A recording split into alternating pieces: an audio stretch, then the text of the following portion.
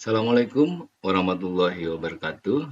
Kali ini saya akan membahas soal-soal PAS Kimia kelas 12 model soal AKM seri 1. Nah, seperti apakah tipe soal yang akan kita tampilkan di PAS kali ini? Ada 5 tipe, yaitu multiple choice, multiple response, true and false, matching, dan completion. Ya, untuk kesempatan kali ini soal yang akan dibahas adalah soal multiple choice. Kita mulai dari soal pertama. Soal pertama multiple choice. Ada 4 macam sifat koligatif larutan, yaitu penurunan tekanan uap, penurunan titik beku, kenaikan titik didih, dan tekanan osmotik. Jika 18 gram glukosa Mr 180 dilarutkan dalam air, titik didihnya berbeda dengan 18 gram urea Mr 60 jika dilarutkan dalam pelarut yang jumlah dan jenisnya sama. Perbedaan ini terjadi karena tekanan uap kedua jenis larutan tersebut berbeda. Berdasarkan informasi tersebut, sifat koligatif larutan adalah sifat yang tergantung pada. Di dalam soal ini, apa yang menyebabkan perbedaan sifat koligatif itu? Pilihannya ada 5, ada karena jenis zat terlarut, A, yang B, jenis zat pelarut, yang C, jumlah partikel zat pelarut, D, jumlah partikel zat terlarut, E, konsentrasi larutan. Kita lihat pembahasannya. Nah, kita tahu bahwa jumlah partikel itu sama dengan mol kali bilangan Avogadro. Maka untuk mengetahui jumlah partikel dalam zat terlarut itu, kita hitung berapa jumlah molnya. Untuk 18 gram glukosa, jumlah molnya berarti 18 dibagi MR-nya, MR 180 dikalikan bilangan Avogadro. Maka ketemu 0,1. Sedangkan untuk 18 gram urea, molnya adalah 18 dibagi 60 karena MR urea adalah 60. Sehingga ketemu 0,3. Nah, ada perbedaan jumlah molekul antara glukosa dengan urea. Nah, jumlah molekul itu adalah jumlah partikel. Jadi partikel itu bisa berupa molekul, bisa berupa atom, bisa berupa ion. Nah, karena jumlah molekulnya berbeda atau jumlah partikelnya itu berbeda, maka terjadilah perbedaan sifat koligatif. Jadi, soal yang tadi itu, soal yang pertama ini, jawabannya adalah karena ada perbedaan jumlah partikel zat terlarut. Kita lanjutkan soal yang kedua. Untuk multiple choice, untuk pilihan ganda satu jawaban benar. Nah, adanya zat terlarut dalam larutan menyebabkan perbedaan tekanan uap, perbedaan titik didih, titik beku, dan tekanan osmosis antara pelarut murni dengan larutan. Ya. Pernyataan di bawah ini yang benar menggambarkan perbedaan tersebut. Jadi, dari 5 pilihan ini, tekanan uap jenuh lebih tinggi daripada tekanan uap jenuh pelarut, titik beku larutan lebih tinggi daripada titik beku pelarut, yang C, tekanan osmosis larutan lebih rendah dari tekanan osmosis pelarut, kemudian titik didih larutan lebih tinggi daripada titik didih pelarut, titik didih pelarut lebih tinggi dari pelarutnya. Nah, dari kelima jawaban ini mari kita bahas mana yang betul. Nah, dari diagram ini sebenarnya kita sudah bisa mengamati bahwa untuk garis tidak putus-putus ini untuk pelarut. Untuk garis putus-putus ini adalah untuk larutan. Jadi tekanan uapnya bagaimana antara pelarut dengan larutan? Ternyata tekanan uap larutan lebih rendah. Ya, atau tekanan uap pelarut murni lebih tinggi. Itu yang pertama. Kalau ke titik didih, kita lihat ini titik didihnya. Ini adalah titik didih pelarut, ini adalah titik didih larutan. Jadi antara pelarut dengan larutan, maka titik didihnya lebih tinggi larutan. Sedangkan untuk titik beku, kita lihat ini titik beku pelarut, ini titik beku larutan. Jadi titik beku larutan itu lebih rendah daripada titik didih pelarut. Nah, kalau tekanan osmosis, karena tekanan osmosis itu banding lurus dengan jumlah partikel dengan konsentrasi, maka tekanan osmosis itu akan lebih tinggi dari tekanan osmosis pelarut murni. Jadi kalau kita lihat di soal tadi, maka jawaban yang betul adalah titik didih larutan lebih tinggi daripada titik didih pelarut. Itu. Kita lanjutkan soal yang ketiga. Soal yang ketiga, masih di multiple choice, satu jawaban benar. Konsentrasi larutan adalah jumlah zat larut dalam setiap satuan larutan atau pelarut. Nah, jadi konsentrasi larutan dapat memberikan gambaran tentang perbandingan jumlah zat larut dan jumlah pelarutnya. Konsentrasi larutan biasanya digunakan, yang biasa digunakan adalah molaritas, molalitas, normalitas, fraksi mol, konsentrasi dalam persen, dan parts per million ppm. Nah, untuk soal ini kita lihat kemolalan. Nah, kemolalan suatu larutan dibuat dengan cara melarutkan 9 gram glukosa dalam 100 gram air. Berapa kemolalannya? Saya kira soal ini sangat mudah untuk bisa kita kerjakan. Kita lihat pembahasannya. Jadi kemolalan, molalitas itu sama dengan mol. Jadi zat terlarut per ml ini adalah mol dikalikan 1000 per pelarut. Pelarutnya dalam satuan gram. Nah, jadi molnya, jadi kalau itu 9 gram, dibagi 180 ml dari glukosanya kalikan 1000 pelarutnya adalah 100 gram. Jadi ketemu 0,5 molal. Jadi jawabannya adalah D. Ya. Kita lanjutkan soal berikutnya, masih di multiple choice. Nah, konsentrasi larutan adalah jumlah zat terlarut dalam setiap satuan larutan. Seperti yang tadi sampaikan itu. Jadi konsentrasi larutan dapat memberikan gambaran tentang perbandingan jumlah zat terlarut dan jumlah pelarutnya. Nah, sekarang kita balik soalnya ini. Jika siswa mau membuat 0,5 molal larutan glukosa MR180 sebanyak 100 ml, massa glukosa yang harus dilarutkan dalam air sampai volumenya 100 ml adalah, nah, maka di sini ada massa jenis larutan glukosanya adalah 1,1 gram per mililiter. Nah, bagaimana kalau ada soal seperti ini? Maka kita hitung dulu, di pembahasannya kita hitung dulu massa larutannya. Berapa massa larutan meliputi massa terlarut dan massa pelarut. Dari massa jenis, maka bisa kita tentukan massa jenis, massa per volume. Jadi massa jenisnya 1,1 gram per mili, volumenya tadi 100 mili, maka ketemulah massanya, massa larutan semuanya adalah 110 gram. Nah, kemudian kita misalkan, karena massa larutan ini meliputi massa glukosa dan massa pelarut, maka kita misalkan massa glukosanya adalah X gram, massa pelarutnya berarti 110 ini dikurangi X gram.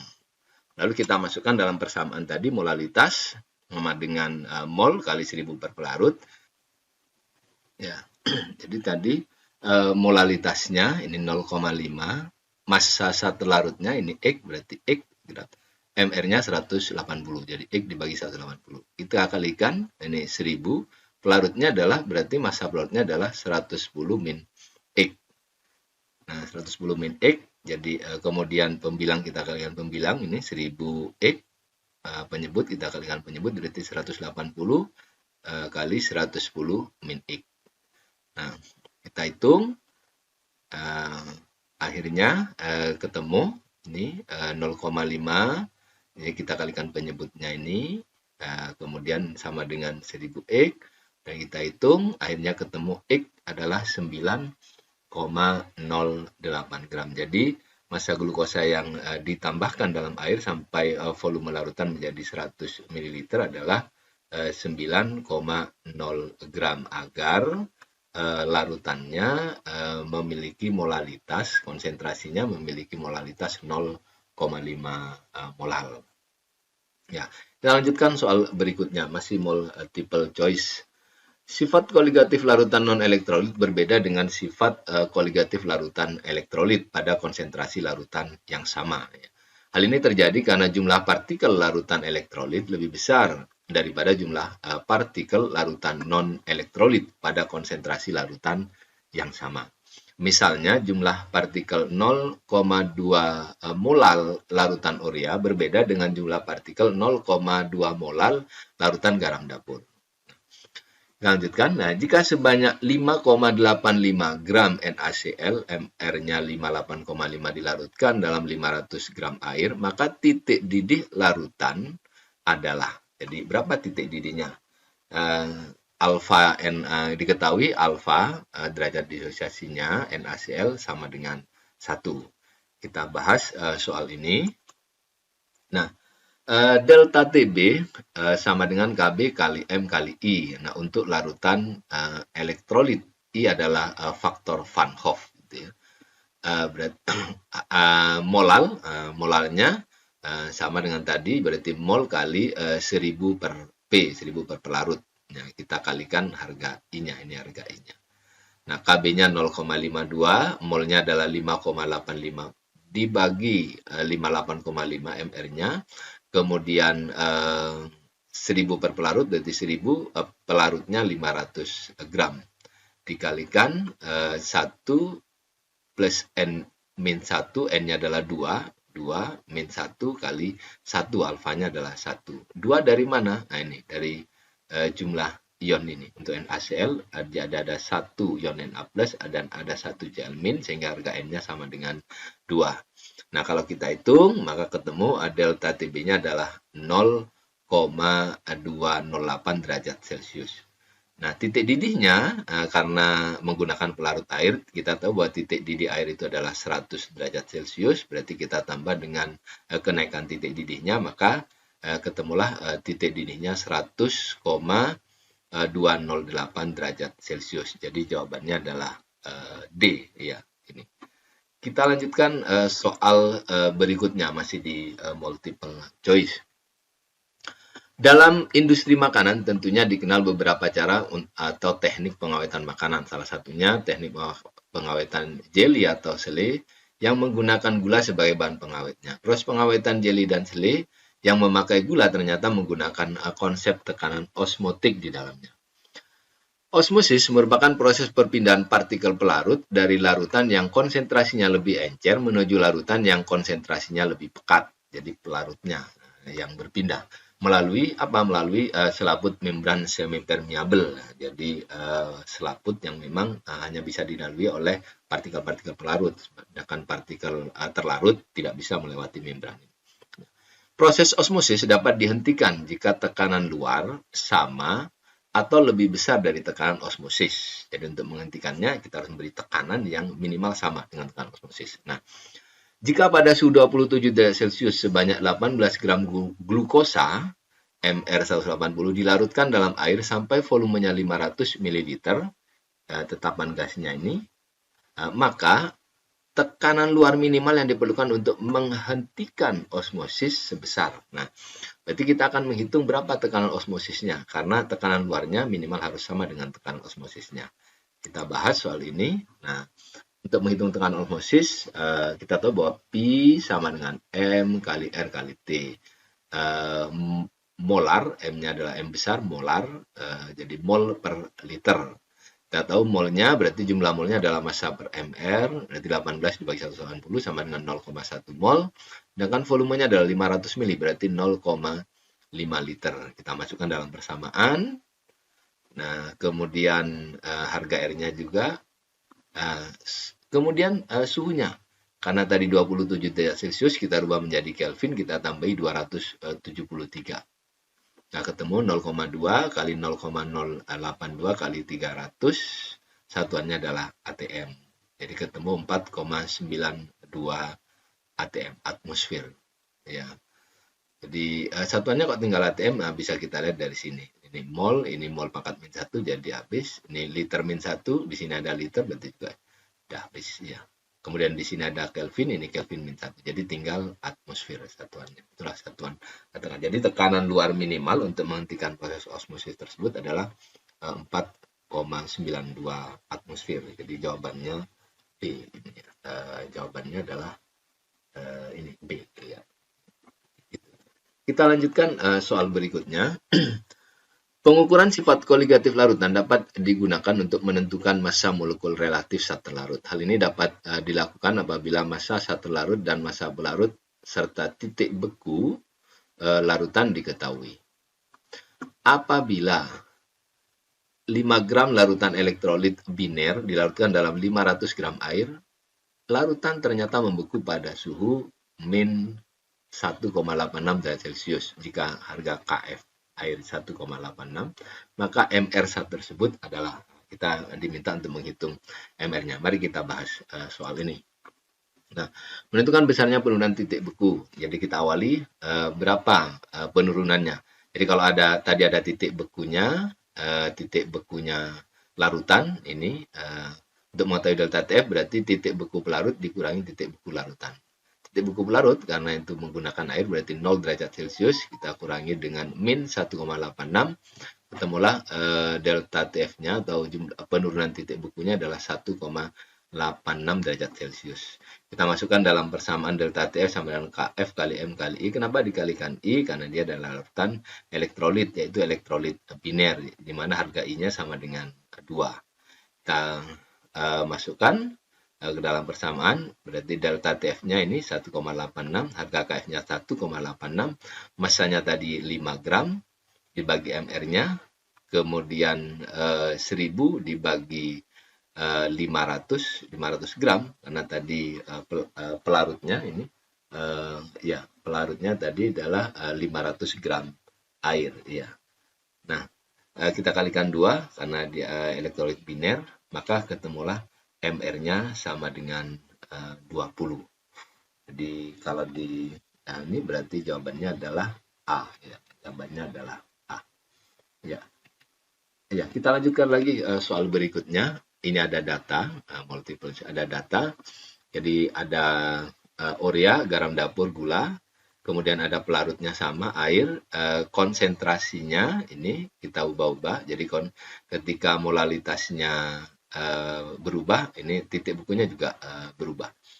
Nah ini, namun untuk garam dapur, ini kalau kita bandingkan untuk garam dapur, ini sama tapi ininya berbeda.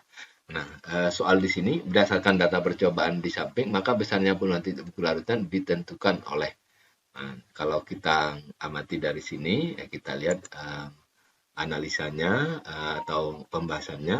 Nah, untuk larutan urea dan larutan gula pada konsentrasi yang sama, sifat koligatifnya sama. Tadi yang sudah kita lihat ini, untuk yang sama, berarti dia sama. Ini, di urea dan gula. Jadi kalau 0,1 ini sama. 0,01 ini juga sama.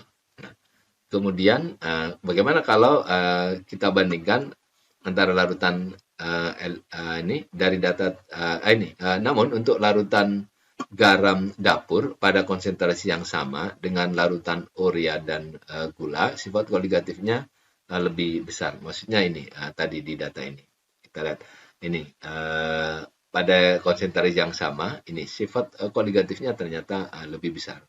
Ini kita bandingkan dengan ini.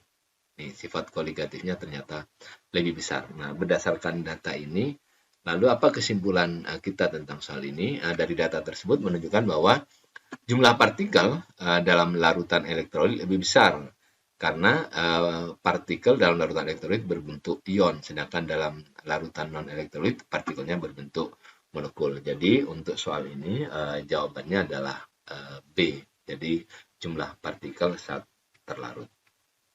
Ya, saya kira itu untuk pembahasan pada seri pertama ini. Nanti kita ikuti pada pembahasan seri berikutnya. Saya akhiri. Assalamualaikum warahmatullahi wabarakatuh.